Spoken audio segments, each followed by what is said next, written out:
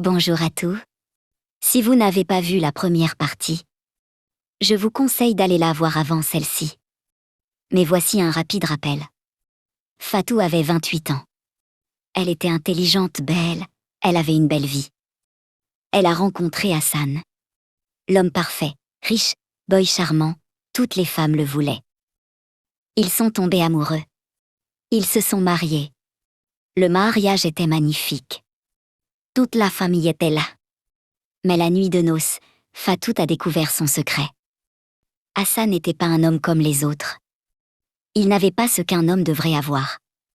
Il était né comme ça. Il lui avait caché la vérité pendant des mois. Pendant leur relation. Pendant leur fiançailles. Jusqu'à la nuit de noces. Fatou est partie. Elle est retournée chez sa mère. Elle a pleuré. Elle ne savait pas quoi faire. Elle aimait Hassan, vraiment, et le mensonge était trop lourd. C'est là que nous retrouvons Fatou. Maintenant, place à la suite. Fatou est restée chez sa mère pendant 3 semaines. 3 semaines à pleurer. 3 semaines à se poser des questions. 3 semaines à regarder son téléphone sans oser appeler. Elle regardait la photo de leur mariage. Ils souriaient. Ils étaient heureux. C'était avant. Maman Nawa la voyait pleurer chaque jour. Elle ne comprenait pas. Ma fille, parle-moi. Qu'est-ce qui s'est passé? Fatou ne pouvait pas dire la vérité. Comment expliquer à sa mère que son mari n'était pas un homme? Je ne peux pas te dire, maman. Je suis désolée. Sa mère n'insistait pas. Elle la prenait dans ses bras. Elle la réconfortait. Mais au fond d'elle, Fatou savait qu'elle devait prendre une décision. Qu'elle quittait Hassan pour toujours. Est-ce qu'elle demandait le divorce? Est-ce qu'elle recommençait sa vie? Ou est-ce qu'elle lui donnait une chance? Une nuit, Fatou n'a pas dormi. Elle a réfléchi pendant des heures. Elle a pensé à tout ce qu'Hassan avait fait pour elle. Les restaurants. Les voyages. Les cadeaux. Il lui avait offert une vie de rêve. Mais surtout, elle pensait à ses yeux. Elle pensait à la tristesse qu'elle avait vue le soir du mariage. Il avait peur. Il avait peur de la perdre. Elle l'aimait, vraiment. Elle ne pouvait pas l'oublier. Le lendemain matin, elle a pris son téléphone. Elle a composé le numéro d'Hassan. Il a décroché à la première sonnerie. Fatou. Hassan. Je veux qu'on se voie. Il est venu la chercher 1 heure plus tard. Il avait maigri. Il avait les yeux cernés. Il ne dormait pas non plus. Ils sont allés sur la corniche. Là où ils étaient tombés amoureux. Face à l'océan. Je t'aime, Hassan. A dit Fatou. Hassan a pleuré. Je t'aime aussi, Fatou, plus que tout au monde. Je veux t'aider. Je veux qu'on trouve une solution. Hassan l'a regardé, surpris. Une solution? Oui, je vais chercher un médecin. Un chirurgien. Quelqu'un qui peut t'opérer. Hassan a baissé la tête. J'ai déjà cherché, Fatou, j'ai consulté des médecins. Certains m'ont dit que c'était possible. Mais c'est très cher. Très cher. Je m'en fiche de l'argent. Je trouverai. Je vendrai tout s'il le faut. Hassan a pris sa main. Il a pleuré. Tu es prête à faire ça pour moi? Fatou a regardé l'océan. Les vagues venaient et repartaient, comme ses pensées. Je suis prête. Parce que je t'aime. Parce que je veux qu'on soit un vrai couple. Parce que je veux avoir des enfants avec toi.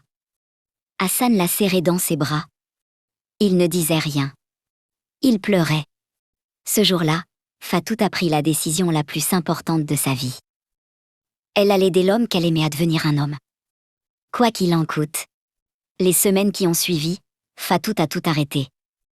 Elle a pris des congés sans solde. Elle a vidé ses comptes d'épargne. Elle a demandé de l'argent à sa mère.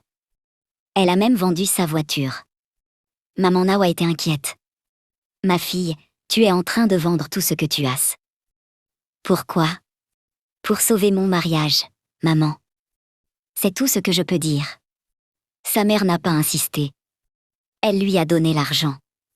Fatou a cherché des médecins partout.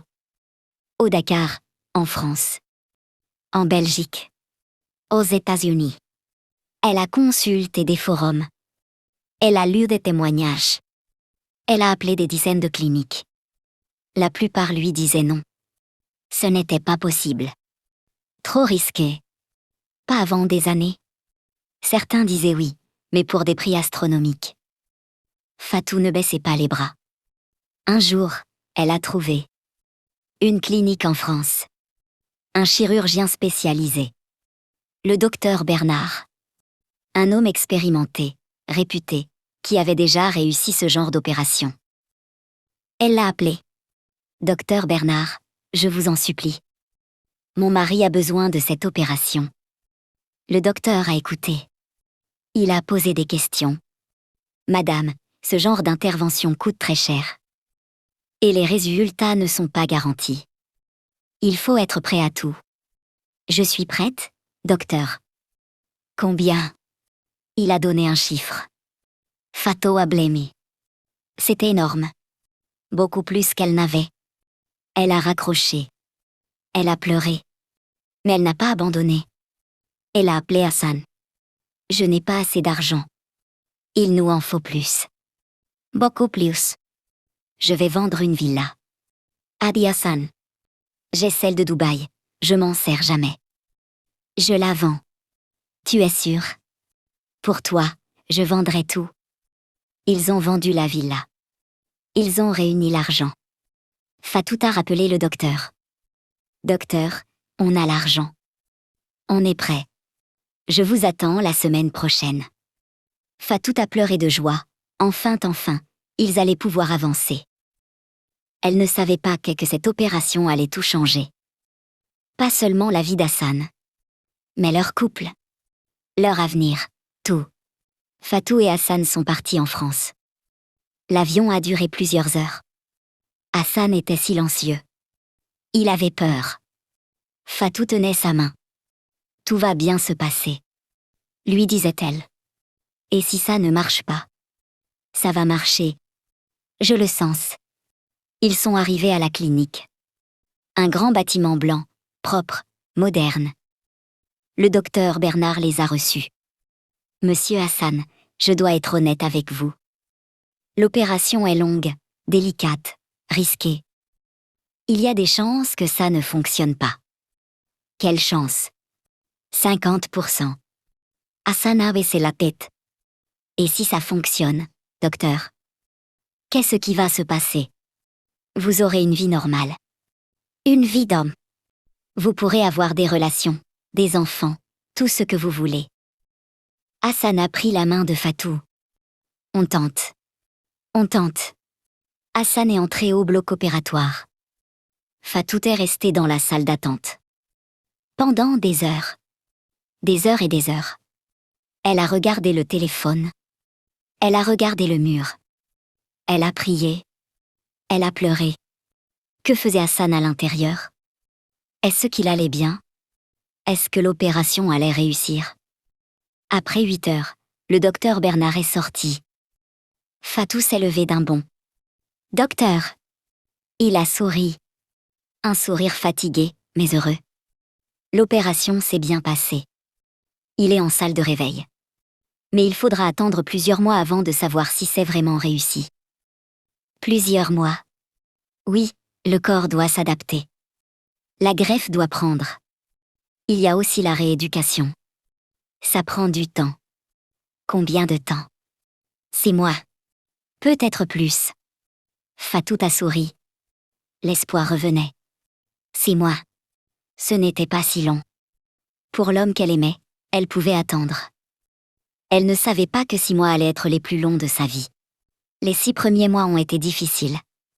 Hassan était fatigué. Il avait mal. Il ne pouvait presque pas bouger.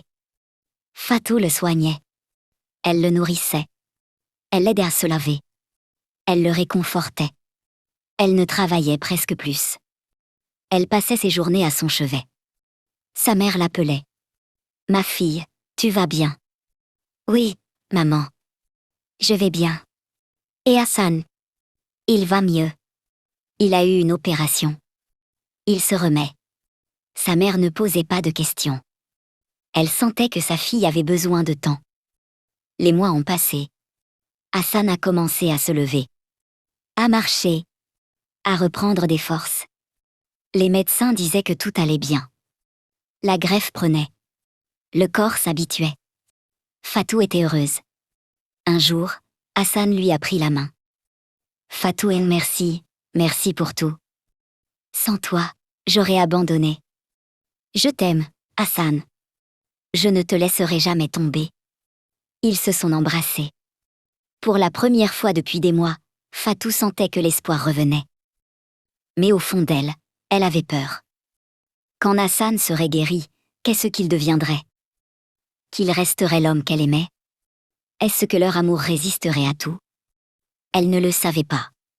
Elle ne savait pas que cet homme, après être devenu un homme, allait devenir un monstre. 6 mois plus tard, le docteur Bernard a appelé. Fatou. Docteur. J'ai les résultats. Vous êtes assise. Fatou s'est assise. Son cœur battait très vite. Dites-moi, docteur. L'opération a réussi. Votre mari est un homme maintenant, complètement, il peut vivre normalement. Fatou a pleuré. Des larmes de joie. Merci, docteur, et merci. Elle a raccroché. Elle a couru vers Hassan. Hassan. Ça a marché. Tu es un homme. Hassan l'a regardé. Il a souri. Un sourire qu'elle n'avait jamais vu. Un sourire différent. Je suis un homme. A-t-il répété, enfin.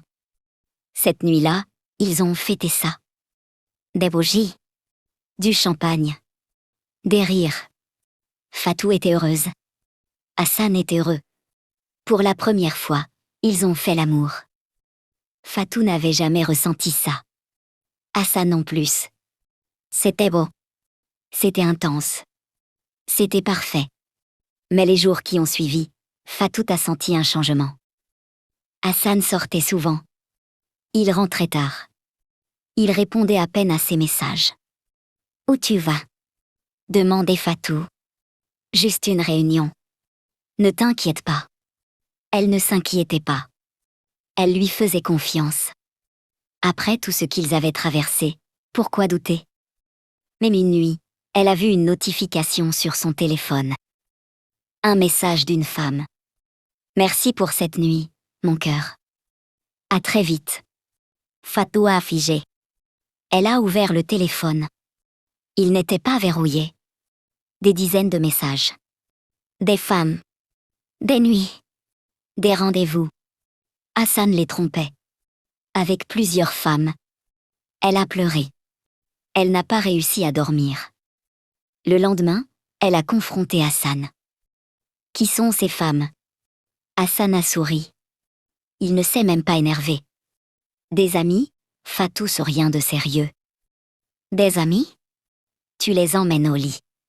Je suis un homme maintenant. Fatou, j'ai besoin de profiter. Profiter? Je t'ai payé cette opération. Je t'ai sauvé la vie.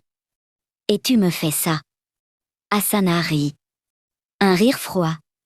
Tu m'as payé l'opération parce que tu voulais un homme. Maintenant, tu lasses. Ne te plains pas. Fatou est restée sans voix. L'homme qu'elle aimait n'était plus le même. L'homme qu'elle avait sauvé était devenu un monstre. Elle a pris son téléphone. Elle est sortie de la maison. Elle ne savait pas quoi faire. Mais elle savait une chose. Elle allait se venger.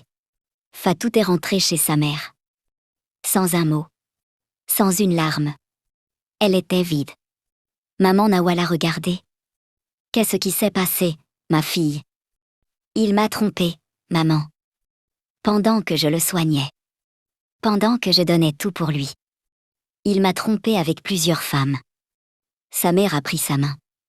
Je suis désolée, ma fille. Je suis vraiment désolée. Fatou a regardé le plafond. Je vais me venger, maman. Je ne sais pas encore comment. Mais je vais me venger. Silence. Soudain, le téléphone de Fatou a sonné. Un numéro inconnu. Elle a décroché. Allô? Une voix grave. Madame Fatou? Je suis un ami. Disons, un associé. J'ai entendu parler de votre situation. Je peux vous aider à vous venger. Si vous voulez. Fatou a regardé sa mère. Sa mère a secoué la tête. Ne fais pas ça, ma fille. Fatou a regardé le téléphone. De quelle aide vous parlez? La voix a répondu. Fatou a écouté. Son visage a changé. Elle a souri. Un sourire froid. D'accord. Je suis preneuse. Elle a raccroché. Sa mère la regardait, inquiète. Fatou, qu'est-ce que tu vas faire? Ce qu'il mérite, maman. Ce qu'il mérite. La caméra recule. Fatou regarde par la fenêtre. La ville brille au loin. Hassan ne sait pas ce qu'il attend. Il ne sait pas que la femme qui l'a trahi va tout lui prendre. Théo. À suivre dans la partie 3. Abonnez-vous pour ne pas la rater.